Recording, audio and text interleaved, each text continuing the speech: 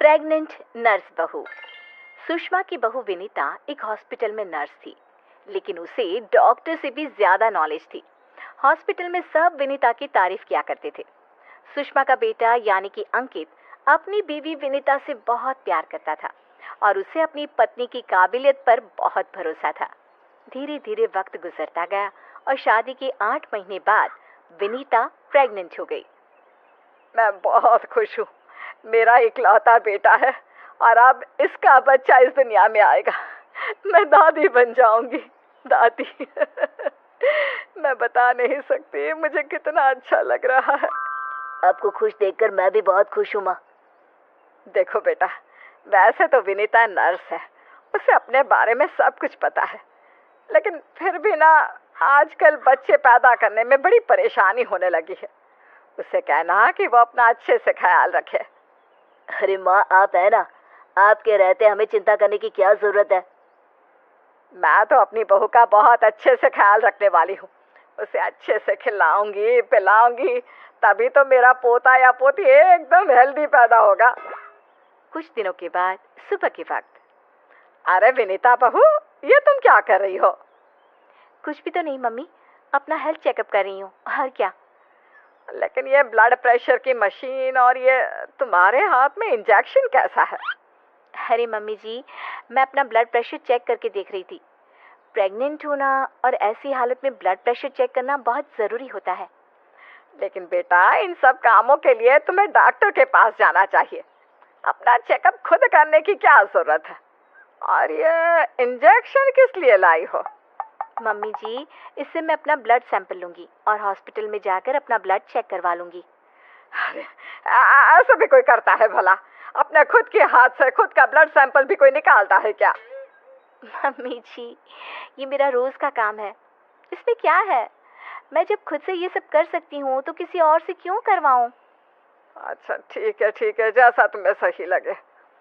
कुछ दिनों के बाद सुषमा अपनी बहू को फिर से इंजेक्शन लगाते हुए देखती है और अंकित भी उस वक्त वहीं पर था।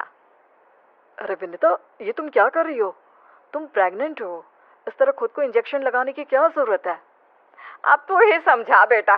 पिछली बार भी अपना ब्लड सैंपल खुद ही कलेक्ट कर रही थी, तब भी मैंने इसे समझाने की कोशिश की थी, लेकिन ये तो मेरी बात सुनती ही नहीं। अरे मम्मी जी, मैंने पहले भी कहा था ना, बड़े हॉस्पिटल में नर्स हूँ मैं, और क्या करना है क्या नहीं मुझे अच्छी तरह पता है। हाँ, लेकिन तुम खुद को इंजेक्शन क्यों लगा रही हो? अरे इंजेक्शन नहीं है, प्रेगनेंसी में कुछ वैक्सीन लगवाने होते हैं, बस वही लगा रही हूँ, और क्या। और फिर एक दिन रात को अचानक विनीता की तबीयत खराब हो जाती है। क्या हुआ विनीता? तुम ठीक तो हो? तुम तो खुद अपना इतना ख्याल रखती हो, तुम्हारी तबीयत कैसे बिगड़ गई? पता नहीं अंकित, ऐसा लग रहा है कि वीकनेस हो रही है, बहुत कमजोर सा महसूस कर रही हूँ पिछले कुछ दिनों से। तुमने तो अपना ब्लड सैंपल दिया था ना हॉस्पिटल में, उसकी रिपोर्ट आई या नहीं? कल सुबह ही आ जाएगी, तब सब कुछ पता चल जाएगा। अगले दिन सुबह के वक्त। विनीता, तुम्हारी ब्लड रिपोर्ट तो आ चुकी है। तुम्हारी बॉडी में तो आयरन की बहुत कमी है, देखो तो जरा।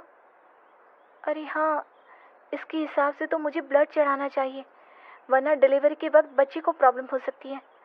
मैं एक काम करती हूँ, ब्लड चढ़वा लेती हूँ। ऐसा कैसे ब्लड चढ़वा लेती हूँ? पहले डॉक्टर से जाकर पता करो और हॉस्पिटल में जाकर ब्लड चढ़वाओ। ये सब काम बिना किसी डॉक्टर की सलाह के नहीं करना चाहिए। मम्मी जी, आप फिर से शुरू हो गई ना। क्या करना है क्या नहीं मैं अच्छे से जानती हूँ, मैं खुद कर लूँगी। और विनीता हॉस्पिटल से ब्लड की बोतल का इंतजाम करती है और खुद अपने ही हाथों से खुद को घर में रहकर ब्लड चढ़ा लेती है। अगले दिन। विनीता, अब तुम्हारी तबीयत कैसी है? देखो, मुझे पता था ब्लड चढ़ते ही मेरी सारी वीकनेस दूर हो जाएगी। मुझे बहुत अच्छा लग रहा है, एकदम ठीक हूँ मैं। कुछ दिनों के बाद विनीता की प्रेगनेंसी का 8वां महीना शुरू हो चुका था और एक दिन सुबह के वक्त विनीता अच्छे से तैयार होकर अपने कमरे से बाहर आती है। क्या हुआ विनीता? सुबह सुबह कहाँ जा रही हो? बहुत दिन हो गए हॉस्पिटल नहीं गई, सोच रही हूँ आज ड्यूटी पर चली जाती हूँ। डॉक्टर का भी फोन आया था अभी। लेकिन बेटा, अब तुम्हारा 8वां महीना चल रहा है, ऐसी हालत में तुम्हें घर में आराम करना चाहिए और डिलीवरी करवाने तो बिल्कुल भी नहीं जाना चाहिए। लेकिन क्यों मम्मी जी, डिलीवरी करवाने में क्या प्रॉब्लम है? ये तो मेरा जॉब है। और हॉस्पिटल में दिन रात यही तो करवाती थी। आपने कहा कुछ दिन काम पर मत जाओ, इसलिए नहीं गई। हाँ मम्मी, वैसे विनीता ठीक ही तो कह रही है, उसका रोज का काम है ना ये। तुम आजकल के बच्चे ना कुछ नहीं समझते। अरे तुम्हें वैसे तो सब पता है, लेकिन शायद ये नहीं पता कि इस हालत में अगर तुम डिलीवरी करवाने आई औरतों को देखोगी तो तुम्हारी सेहत पर बुरा असर पड़ेगा। अरे मम्मी, ऐसा भी कुछ होता है क्या? मम्मी जी, किसी और की डिलीवरी करवाने से मेरे ऊपर कैसे फर्क पड़ सकता है? मैं कोई पहली बार थोड़ी ना ये सब करवाने जा रही हूँ। विनीता अपनी सास की एक नहीं सुनती और हॉस्पिटल चली जाती है। वहां से वापस आने के बाद, अरे मम्मी जी, आपको मेरी बहुत चिंता हो रही थी ना? ये देखिए, मैं बिल्कुल ठीक ठाक हूँ। अब आपको परेशान होने की जरूरत नहीं है। और जानती है, पूरी 5 डिलीवरी करवा कर आई हूँ, वो भी नॉर्मल वाली।